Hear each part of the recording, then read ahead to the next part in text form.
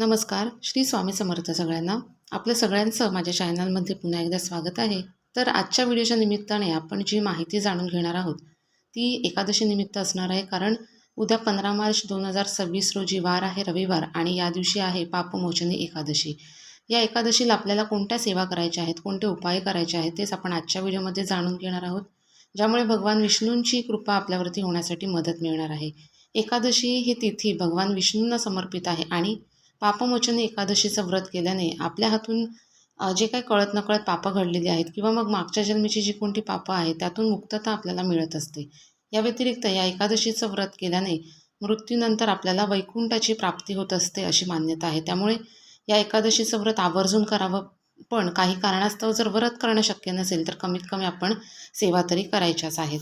तर बघा, सेवेमध्ये प्रामुख्याने भगवान विष्णूंची सेवा आपल्याला करायची आहे. आपल्या प्रत्येकाच्या देवघरामध्ये बाळकृष्णाची मूर्ती असते. तर या बाळकृष्णाच्या मूर्तीवरती आपल्याला अभिषेक करायचा आहे. अभिषेक करण्यासाठी तुम्ही पंचामृत वापरू शकता, दूध किंवा पाणी देखील वापरू शकता, पण अभिषेक आपल्याला करायचा आहे.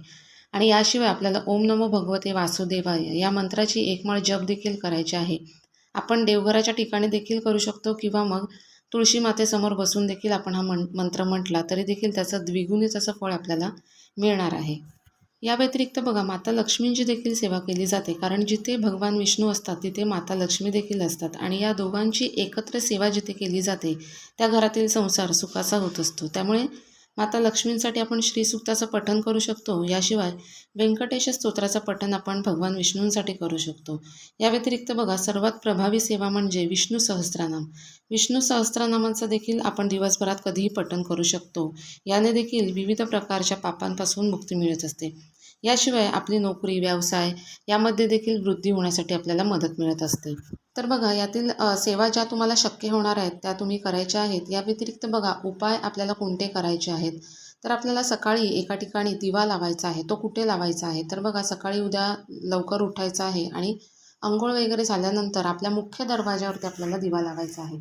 मुख्य दरवाजावरती दिवा लावताना आपल्याला त्या दिव्यामध्ये हळद टाकायची आहे. चिमूटभर हळद टाकून आपल्याला हा दिवा जो आहे तो लावायचा आहे. या दिव्याखाली नागवेलीची 2 पानं जर तुम्हाला ठेवणं शक्य झालं तर ते देखील तुम्ही करू शकता किंवा मग एक प्लेट घ्यायची, त्यामध्ये स्वस्तिक काढायचं, हळदी कुंकू अक्षता वाहून त्यावरती देखील तुम्ही हा दिवा जो आहे तो ठेवला तरी देखील चालणार आहे. पण दिव्यामध्ये हळद मात्र न चुकता टाकायची आहे.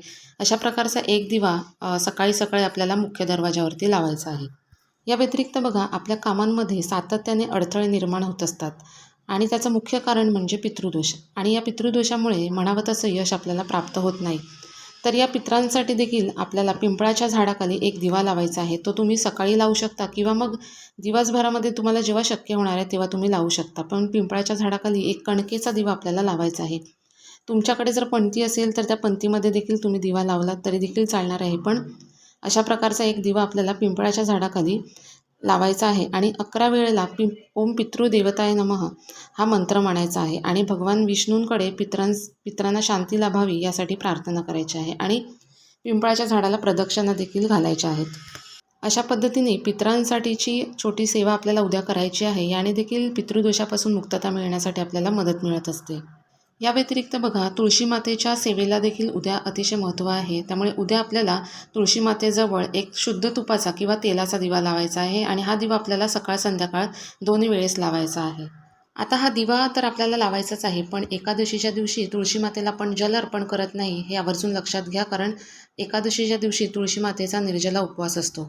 आता तुळशी मातेला जल अर्पण करायचं नाही, पण या व्यतिरिक्त तुळशी मातेला काही गोष्टी आपण आवर्जून अर्पण करू शकतो. यामध्ये बघा, लाल रंगाचा कलावा आपण तुळशी मातेला अर्पण करू शकतो.